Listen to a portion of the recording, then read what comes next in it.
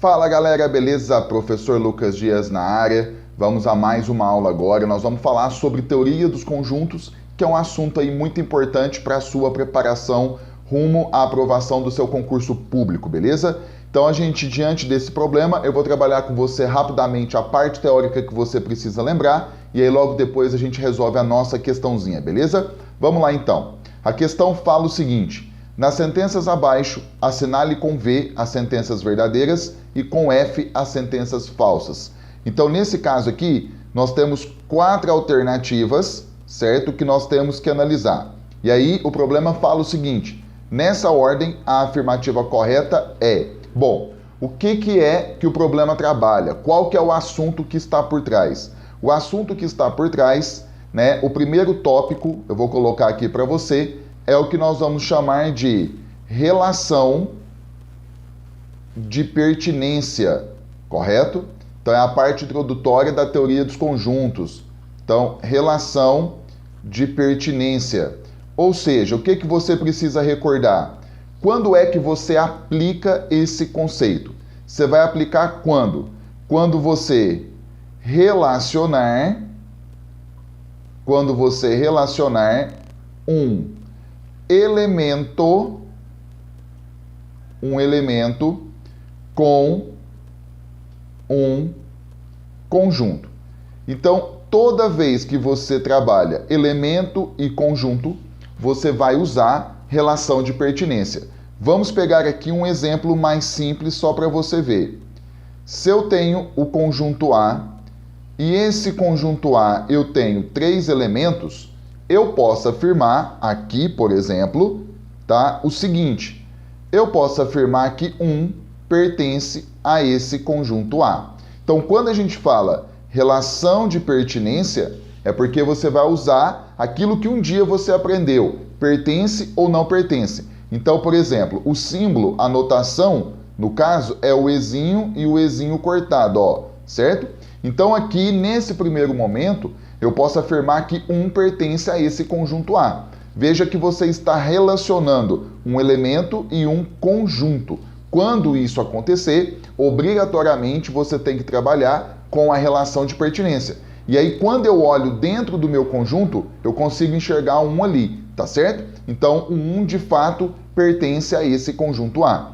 Eu posso pegar um outro exemplo, ó. Eu posso falar que o 4 não pertence a esse conjunto A. Veja que eu estou também relacionando elemento e conjunto. Tá vendo? Toda vez que eu faço isso, eu aplico relação de pertinência. Bom, isso é relação de pertinência, quando você relaciona elemento e conjunto. Agora, o outro tópico que você tem que comparar para resolver o problema é o que nós vamos chamar de relação de inclusão. Aqui é aquele detalhe assim, ó, está contido ou não está contido, certo? Você vai usar o símbolozinho que parece a letra C e ele cortado, ó, tá certo? Esse símbolo ele é chamado de inclusão. O que acontece? O que você precisa saber? Quando é que você usa esse conceito? Quando você, vou colocar aqui assim, ó, relacionar, veja, quando você relacionar um conjunto, olha a diferença, um conjunto com outro conjunto. Então, quando você relaciona um conjunto com outro, você vai aplicar a relação de inclusão. Então, vamos pegar aqui um exemplo. Eu vou pegar agora esse conjunto A, vou pegar o mesmo exemplo, ó, com 3 elementos, certo? E aí eu vou fazer aqui uma primeira afirmação. Eu posso afirmar que esse conjunto aqui, certo? Ele está contido no conjunto A, correto? Por quê? Primeiro, veja, eu estou relacionando um conjunto com outro conjunto, certo? Quando eu faço isso, eu uso a relação de inclusão. E aí eu posso afirmar que esse item está correto porque todo mundo que pertence a esse conjunto aqui, ó, o 2 e o 3, certo? Pertencem ao conjunto A. Todo mundo que está dentro dele está dentro de A. Sendo assim, eu posso afirmar que esse conjunto está contido em A. Eu vou pegar agora um outro caso para você comparar. E eu vou afirmar que esse conjunto aqui, ele não está contido em A. Por quê? Porque nem todo mundo que pertence a ele pertence a A. Por exemplo, o 4 que está aqui, certo? Não pertence ao conjunto A. Então eu entendo que nem todos que pertencem a esse conjunto pertencem a A, logo esse conjunto não está contido em A. Então esse aqui é o esqueminha teórico, tá? Que você precisa saber. É claro que talvez é preciso que você trabalhe algumas outras questões para poder aprofundar mais. Mas é só para te dar um norte para essa questão, para que ela fique mais tranquila, tá certo? Então, ó, recapitulando, relação de pertinência você usa quando você relacionar elemento e conjunto. Relação de inclusão você usa quando você relacionar um conjunto com outro conjunto. Então, sendo assim, vamos trabalhar aqui a nossa questão. A questão vai falar aqui, ó, nós temos os 4 itens que a gente precisa julgar. O primeiro item, ele está falando que 5 está contido nesse conjunto aqui. Esse item está falso. Por quê? Porque aqui, ó, nós temos um elemento e um conjunto. Toda vez que você relaciona elemento e conjunto, é relação de pertinência. O que o problema usou? Relação de inclusão. Então aqui está errado, fez com que o item ficasse errado, certo? Item 2, olha só, semelhantemente, você está relacionando um conjunto, certo? Com outro conjunto.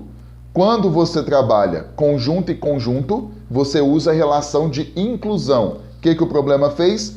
Usou relação de pertinência, ou seja, o item 2 também está falso. Agora, item 3, eu não comentei, porque faz parte do conteúdo como um todo, mas o problema está falando aqui, ó, quem é esse cara? Esse cara aqui é o conjunto vazio, tá? Que a gente conhece. É a notação, uma delas que a gente utiliza para representar conjunto vazio. O problema está falando que o conjunto vazio está contido, tá, nesse conjunto aqui. O item está correto. Por quê? Porque qual que é o conceito que você tem que recordar? O conjunto vazio, ele está contido em qualquer conjunto que existe, tá? Você pode usar também outra linguagem, você pode falar subconjunto, certo? Então, o conjunto vazio, ele é subconjunto de qualquer conjunto que existe. Então, o conjunto vazio, ele está contido em qualquer conjunto. Por isso que o item está correto. E o item 4, ele está aqui, ó, relacionando um elemento e um conjunto, certo? Elemento e conjunto, relação de pertinência. Então, nesse primeiro momento, o item está correto. Agora, a gente precisa saber se, de fato, o 10 pertence ao conjunto. Veja, olha o 10 aqui dentro, ó, tá vendo? Como eu estou vendo o 10 dentro do conjunto, então, de fato, ele pertence a ele. Pronto, julgamos os itens. Nessa ordem, a afirmativa correta é letra A, ó, FFVV, beleza? Então, fica aí mais essa dica para vocês, tá? Comece a estudar o passo a passo dentro da matemática. Se você vai prestar concurso público, é um assunto muito importante. Eu convido você a conhecer o meu canal, a entrar no meu grupo do Telegram e a conhecer o lançamento do meu treinamento de matemática e raciocínio lógico focado para concurso público, beleza?